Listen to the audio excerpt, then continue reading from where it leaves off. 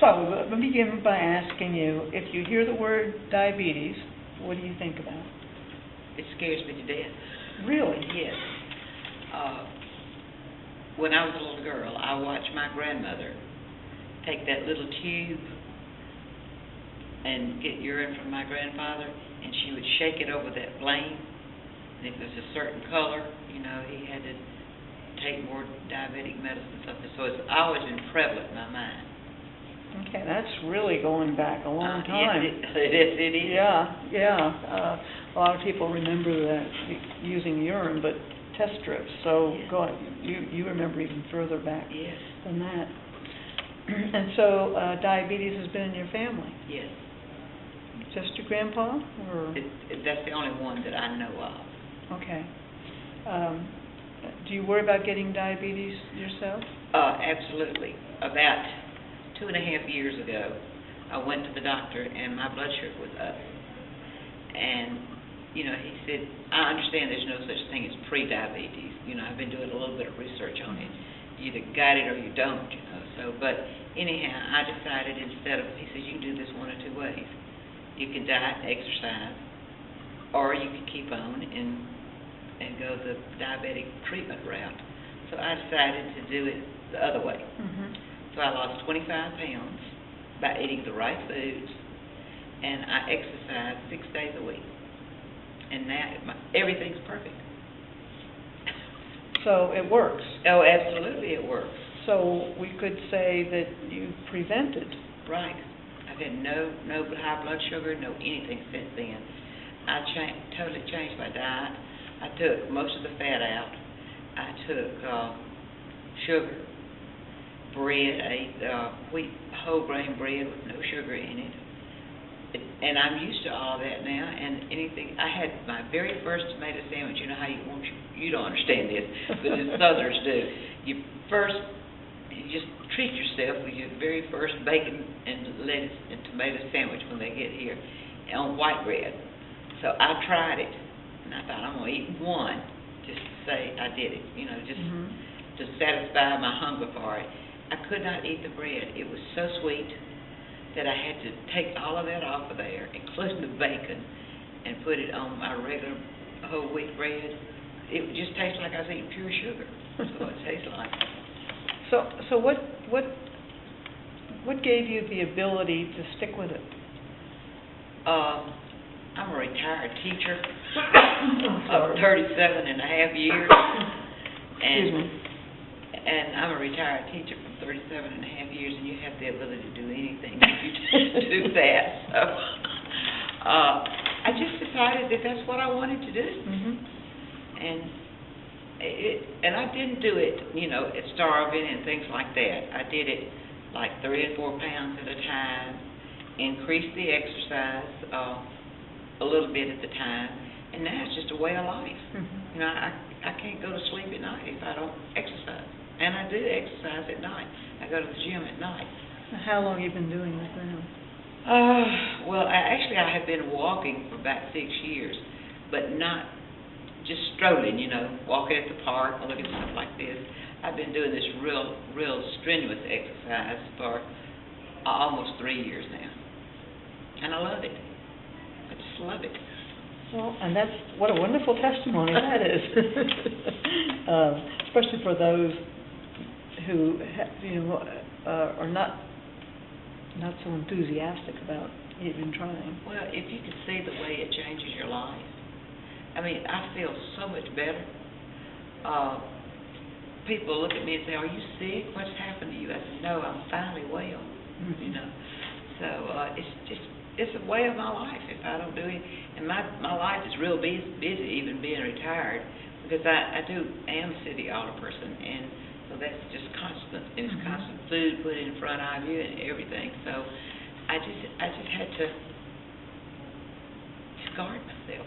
So you retired from teaching, Right? And now you're in politics, Right? Isn't Okay. that crazy? I'm a people person, though. I like helping people. Uh-huh. I like solving problems. So. All right, so let's talk about, you have two of my favorite topics, politics and education. Right. All right, so when we think about prevention, those are two areas where we could really make a difference. So I'd be interested to hear what you have to say about schools, and then what you have to say about local politics. Well, schools have made great strides in the state of Mississippi in the last 6 or 7 years. They went from having those delicious great old big yeast rolls that you just love, and fried chicken and French fries and stuff, all like that. They have gone away from it. There's nothing fried in the cafeteria. All of it is either baked or boiled to death, one of the two. But then we also have a salad bar now that we didn't have with lots of, vegetables on it. So I think, when they started putting mandates on the dietitians, that this helped, and if we, do that from 4-year-old up, they'll learn to eat that way. Mm-hmm. How long has that been in effect now? It's been in effect about 5 or 6 years. But the problem with it is parents.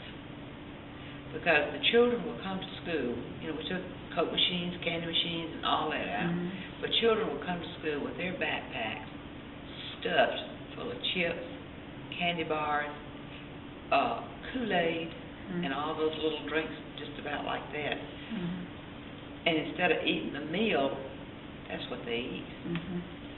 Mm-hmm. And so, it's going to take more than just education in the school system. It's parental education. So from the political perspective, how do we do that? That's a hard one right there. Walk the walk. I do work with this diabetes program, the nutritionists at it. We have a great health department that provides a nutritionist. And if people would just go, we've been having these meetings. We have exercise classes out there for people to go that, everything is free and all the information is free. But what we have to do as local politicians is make sure people know about it, mm-hmm. or have a way to get there. Mm-hmm. So that comes under one of our responsibilities. Mm-hmm. And it's tough economic times right now. Yeah. There's not a lot of extra money around That's to right. do these. So But we have so many fresh vegetables around here and fruits. It's Of course, when we fix it now, it's like my husband fixed it, butter, beans, and peas. You got to put a little bacon fat in there and stuff like that. And then I'll take mine out and put a bouillon cube in it. mm-hmm. And to me, it tastes the same. Mm-hmm. And I eat very little salt. I put salt in things I cook, but I never use a table salt. Mm-hmm. So it's just, it's up here. Mm-hmm. It's what you do up here. And nobody ever taught me about that growing up. Mm-hmm. I mean, the greatest day of our life is when you kill a pig or something like that, when you know what you're going to have to eat. But times change, and people died earlier. I don't want to be laying in the nursing home on a diabetic pump, that kind of thing. I hear you. Yeah. When you were younger, people probably were more active. Yeah, they were, because I guess you're seeing a trend more now than you did then, or maybe just didn't study it as much as we do now. But, people worked in their gardens. They were active. My grandmother was 90 years old when she died, and at 89 years old, she was doing a garden, And those people just worked, and we don't get out and work like we used to. Mm-hmm. Do you have a garden? No, I don't, but I have a flower garden. See? And my hummingbirds. I Okay. really don't have a room for that, but I do the farmer's market. Well, actually, I was just going to ask you, do you go to the farmer's market? Oh, yes, absolutely. And what do you find when you go? I go there and I get fresh tomatoes, okra. And I make a dish of okra and tomatoes and onions, Mm-hmm. that has nothing in it, so Mm-hmm. that's good. Okay. Excuse me. What do you think the most important thing people need to know about diabetes is? First of all, you need to be checked. If you're not checked, and so many people don't use the doctor because they can't afford it. There needs to be some system here that one day a week or one afternoon a week that we'll have a health check, and we do have one, but the hospital puts on one every year. But people don't really go to that, especially the people in the outer skirts of the town. People need to be checked. They need to be told you know, I never knew what a diabetic diet was. And that's one thing missing from our local hospital and our local doctors. There is not a nutritionist to help when people say, you know, the doctor diagnoses you with diabetes. They don't really know. They just hand you a piece of paper and say follow a diabetic diet, you know. But that's not good enough. We need an on-staff nutritionist to work with people. Because I just found it out on my own. I just dug on the computer and kept finding out things like that. But most people won't do that. But if you're diagnosed with that, or you're diagnosed with, quote, pre-diabetes, have somebody there to walk them through. You cannot imagine how many people I've told about Nature's Own 100 whole grain bread that has no sugar in it. And it's good. So, but most people don't know about that. Right. Okay, I think I've asked you about everything I need to. Is there anything we didn't talk about that you want to share? I can't think of anything except we just need to canvass this whole community. Let them know what's going on. Let them know what's available. You know, let's really use this grant money to get things going. Well, that's what we're going to do. Okay. Thank you. Thank you.